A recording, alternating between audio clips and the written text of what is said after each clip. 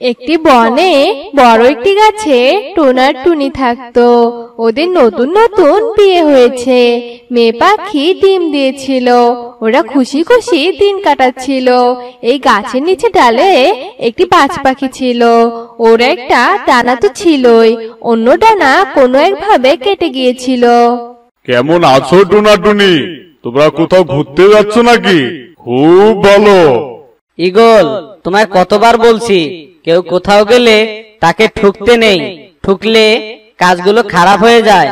আরে বাজ পাখি, আমরা যেখানে যাই তোমার কি? তুমি তো এখানে বসে থাকবে একটা ডালে, তুমি তো কোথাও যাও না। তোমার তো খাবারের ব্যবস্থা আমাদেরই করতে হয়। এত কথা বলো কেন তাহলে? আমি তো তোমাদের তেমন কিছু জিজ্ঞাসা করলাম না, দেখলাম যে তোমরা সাজগোজ করে আছো আর খুব সুন্দর লাগছে। উপরওয়ালা তোমাদের দুজনকে ভালো রাখুক। ধন্যবাদ, কিন্তু তুমি তো কাউকে পাবে না, তোমার তো ডানা নেই, কেউ তোমাকে বিয়েও করবে না।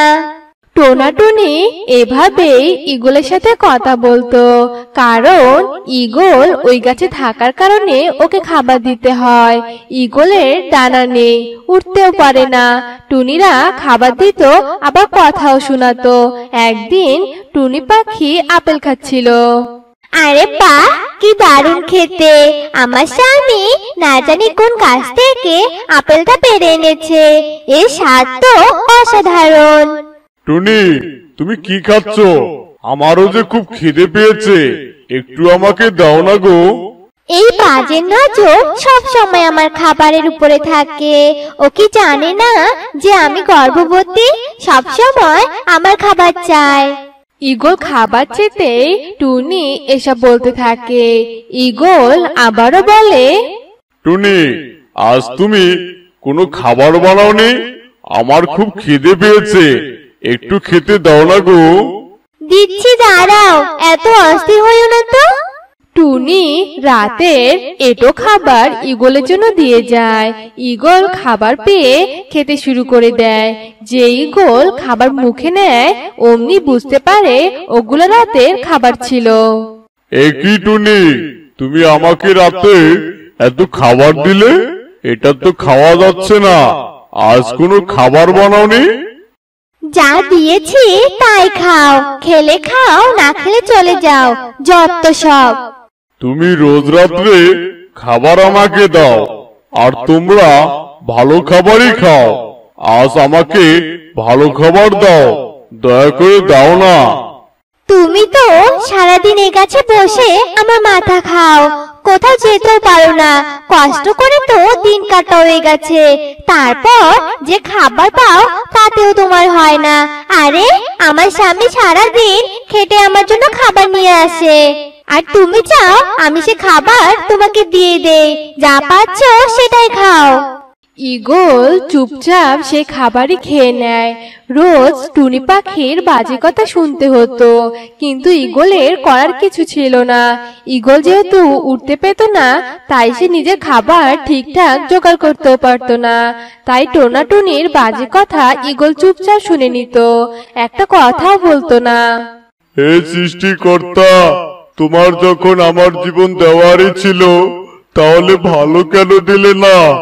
এরকম অকেজ করে রেখেছো, আমি কারো কাজেও আসতে পারি না, নিজের খাবারটুকু নিজে আনতে পারি না, আর এ গাছে তো কেউ থাকেও না, আর কেউ যদি থাকে তাহলে তাকে আমাকে খাবার খাওয়াতে হয়।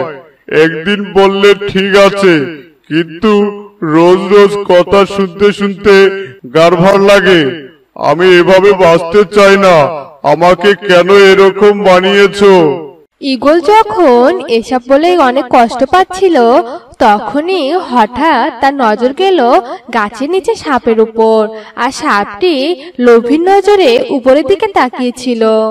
এই টুনি পাখিটা তো গর্ভবতী, এ তো কিছুদিনের মধ্যে মনে হয় ডিম দেবে, এরপর আমি ওর ডিম খাবো। অনেকদিন হয়ে গেছে পাখির ডিম আমি খাই না। সাপের এসব কথা ঈগল শুনে ফেলে আর কিছুদিনের মধ্যে টুনি দুটি ডিম পাড়ে। টোনা টুনি খুব খুশি হয়ে যায়। হঠাৎ একদিন টুনি অসুস্থ হয়ে যায়। তারপর টোনা টুনিকে ডাক্তারের কাছে নিয়ে যায়। ঈগল, তুমি তো গাছেই থাকো, কোনো তো কাজ করো না। আমি টুনিকে ডাক্তারের কাছে নিয়ে যাচ্ছি, তুমি আমাদের ডিমগুলো দেখে রাখিও। ঠিক আছে, তুমি নিশ্চিন্তে ডক্টরের কাছে যাও, তোমার ডিম আমার হেফাজতে থাকবে। তারপর টোনা টুনি ডিম রেখে ডাক্তারের কাছে যায়। আর সাপ এই সুযোগেই ছিল। আচ্ছা, টুনি পাখি দুটো ডিম দিয়েছে, এখনই গিয়ে আমি ডিম দুটো খাবো। খুব মজা লাগবে এই ডিম খেতে। কিন্তু এই ঈগলটা ওইখানে বসে আছে, এই ঈগলটা কিছু করতে পারবে না, কারণ এর একটা ডানাই তো নেই। সে কিনা ডিমের হেফাজতি করছে। এ বলে সাপটি গাছে উঠতে শুরু করে। তখনই ঈগলটা সাপকে দেখে ফেলে আর বলে, যেখানে আছিস সেখানে থাক, উপরে উঠবি না কিন্তু, সাবধান বলে দিচ্ছি। কে আমায় বাধা দিচ্ছে শুনি? একটা অকেউজ ঈগল কোথাকার, যে নিজে সামলাতে পারে না, সে কিনা আসছে ডিম পাহারা দিতে। তুই যদি আর একটু এগিয়েছিস সেটা কিন্তু তোর জন্য ভালো হবে না। আমি পাখির ডিমগুলো খাবই, দেখি কে আমাকে আটকায়। তোরা পারলে আমাকে ঠেকাস। পাখির ডিমের কাছে পৌঁছানোর আগে আমার মোকাবেলা করতে হবে, বুঝেছিস? ও আচ্ছা, আমার সাথে মোকাবেলা করবি? সাপ ঈগলের কথা না শুনে সে উপরে উঠে যায়। সাপ যেমনি উপরে উঠে যায়, ঈগল পা দিয়ে সাপটাকে চেপে ধরে। ঈগলটা এত জোরে সাপটাকে চেপে ধরে যে সাপটা নিজেকে ছাড়াতে পারে না। ততক্ষণে টোনা টুনি সেখানে চলে আসে। আরে এইসব এখানে কি করে এলো? আমার ডিম কি ঠিক আছে? টুনি, তুমি তোমার ডিম সামলাও, এই সাপকে আমি দেখে নিচ্ছি। এই সাপটি তোমাদের ডিম খেতে এসেছে। ঈগলের সাথে টোনাও সাপটিকে চেপে ধরে আর সাপ কোনো রকম নিজের জীবন বাঁচিয়ে আহত অবস্থায় পালিয়ে যায়। টুনির ডিম বেঁচে গেছে বলে ও খুব খুশি হয় যে ঈগলকে ওরা খুব কথা শোনাতো, আজ তার জন্যই তাদের ডিম বেঁচে গেছে। ওরা খুব লজ্জিত হয়। টোনা টুনি নিজেদের ভুল বুঝতে পারে। এখন থেকে তারা যা খাবার খায় ঈগলকেও তা খেতে দেয়। তারা একসাথে সুন্দরভাবে শান্তিতে বসবাস করতে শুরু করে। একটি বড় জঙ্গলে এক গরিব টোনা, তার স্ত্রী টুনি ও তাদের একমাত্র মেয়ে টুম্পাকে নিয়ে বাস করত। টোনা ছিল দিনমজুর, তাই যেদিন টোনা কাজ করত সেদিন দুমুঠো খাবার জুটত তাদের, আর যেদিন কাজ পেত না সেদিনটা তারা না খেয়ে কাটিয়ে দিত। টুনি, এই টুনি, আমাকে কিছু খেতে দাও। সামান্য খাবার খেয়ে বাইরে গিয়ে দেখি কোনো কাজ পাই কিনা। ঘরে তো মনে হয় না খাবার আছে। টোনা, দুমুঠো মুড়ি আছে তো, এক মুঠো মুড়ি তুমি খাবে আর এক মুঠো মুড়ি আমি খাবো। টুনি, তুমি তো গর্ভবতী, এর সময় কি এক মুঠো মুড়ি খেয়ে চলে বলো তো? আমার উচিত এখন তোমাকে বেশি বেশি করে পুষ্টিকর খাবার খাওয়ানো, কিন্তু দেখো আমি তোমাকে খাবারই খেতে দিতে পারি না। মা, ও মা, আমার খিদে পেয়েছে মা, আমাকে কিছু খেতে দাও না। দাঁড়া মা, আমি তোকে এক্ষুনি রুটি বানিয়ে দিচ্ছি। সে কি টুনি, তুমি কোথায় আটা পেলে? ঠিক আছে টুনি, তবে তুমি সাবধানে থেকো, আমি তবে কাজ খুঁজতে চললাম। এরপর টোনা কাজ খুঁজতে চলে যায় আর দোকানে দোকানে গিয়ে কাজ খুঁজতে থাকে। অবশেষে টোনা কালু কাকের দোকানে একটা কাজ পেয়ে যায়। শোনো টোনা দাদা, আমার এই দোকানের পাশেই আমার গুদাম ঘর, আর তুমি সেখান থেকে বস্তাগুলো এনে এই দোকানে দিবে, কি পারবে তো? হ্যাঁ দাদা, পারবো আমি। এরপর টোনা টানাই করে বস্তাগুলো বহন করতে থাকে। কি ব্যাপার টোনা দাদা, আমার তো দোকান বন্ধ হওয়ার সময় হয়ে গেল, তোমার আরো কতক্ষণ লাগবে? হ্যাঁ, এই তো দাদা, আর 4 বস্তা নিয়ে আসতে হবে, আমাকে আরেকটু সময় দিন। এরপর টোনা বাকি 4টা বস্তাও এনে দেয় আর কালু কাক টোনাকে 200 টাকা দেয়। যাই হোক, অবশেষে তো 200 টাকা পেলাম। এবার এগুলো দিয়ে বাজার করে নিয়ে গেলে 2-3 দিন অনায়াসে খেতে পারবো। এসব ভেবে টোনা কিছু বাজার কিনে বাড়িতে নিয়ে যায়। টুনি, ও টুনি, এই নাও, এই বাজারগুলো তাড়াতাড়ি করে রান্না করো তো, আমার যে খুব খিদে পেয়েছে টুনি। এরপর টুনি ডাল ভাত রান্না করে নিয়ে আসে আর সবাই মিলে খেতে বসে। মা, ও মা, তুমি ডাল ভাত রান্না করেছো? কি মজা, কি মজা! আজ কতদিন পর আমরা ডাল ভাত খেতে পারবো। আমার তো ডাল ভাত খেতে অনেক মজা লাগে মা। তাই নাকি মা? এই নে বাটি ভর্তি ডালটা তুই খেয়ে নে। এরপর টুম্পা সবটুকু ডাল খেয়ে নেয়। এভাবে কষ্টে তাদের দিন কাটতে থাকে। দেখতে দেখতে বর্ষাকাল চলে আসে। টুনি, বর্ষাকাল তো চলে এলো, এবার কি হবে আমাদের বলো তো? ঘরে যে কোনো খাবার নেই, তাহলে এবার আমি তোমাদের মুখে খাবার তুলে দেব কি করে? জানি না টোনা, আমি তো কিছুই বুঝতে পারছি না। ঘরে কোনো খাবার নেই, মেয়েটা খিদেতে অনেক কান্নাকাটি করছে। এভাবে চলতে থাকলে তো আমরা অনাহারে মারা যাব। আর চারদিকে তো অনেক বৃষ্টি পড়ছে। এই বৃষ্টির মাঝে তো তুমি কাজেও যেতে পারবে না টোনা। টুনি, তুমি এক কাজ করো, তুমি টুম্পাকে সামলে রেখো।